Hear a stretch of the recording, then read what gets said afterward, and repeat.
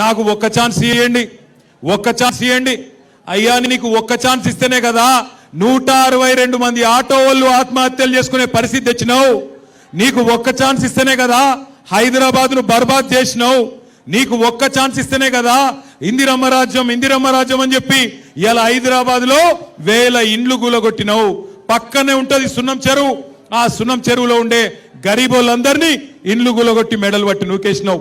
నీకు ఒక్క ఛాన్స్ ఇస్తేనే కదా ఇవాళ రాష్ట్రంలో ఉండే ప్రతి ఆడబిడ్డను మోసం చేసినావు. నీకొక్క ఛాన్స్ ఇస్తేనే కదా ఇవాళ రాష్ట్రంలో ఉండే రైతులు 700 మంది చచ్చిపోయే పరిస్థితి తీసుకొచ్చినావు. నీకొక్క ఛాన్స్ ఇస్తేనే కదా ఇవాళ హైదరాబాద్ లో రియల్ ఎస్టేట్ ఖతం చేసినావు.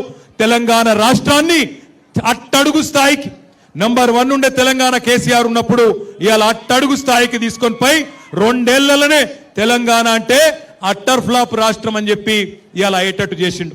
ఇవాళ పెద్ద పెద్ద మాటలు మాట్లాడుతుండు. ఇవాళ వచ్చి మళ్ళా ఇది 2 ఏళ్ళలో ఏదో ఉద్ధరించినట్టు ఉద్ధర మాటలు మాట్లాడుతుండు. నాకు ఒక్క ఛాన్స్ ఇవ్వండి, ఒక్క ఛాన్స్ ఇవ్వండి. నీకు 2 ఏళ్ల కిందటనే ఇచ్చిండ్రు ఒక్క ఛాన్సు. ఒక్క మాట నిలబెట్టుకోలే. ఒక్కసారి ఆలోచించండి. 1 కాదు 2 కాదు. ఇందిరమ్మ రాజ్యం అంటే 1000 ఇండ్లు కూలగొట్టిండు. 1 కాదు 2 కాదు.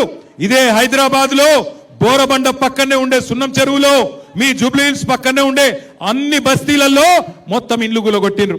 రేపు మీ బోరబండ మీదికి బుల్డోజర్ రావద్దంటే, మీ బోరబండలో గరీబోళ్ళ ఇల్లు కూలొద్దంటే కేసీఆర్ గారు పంపే సునీత గోపీనాథ్ గారిని గెలిపించండి.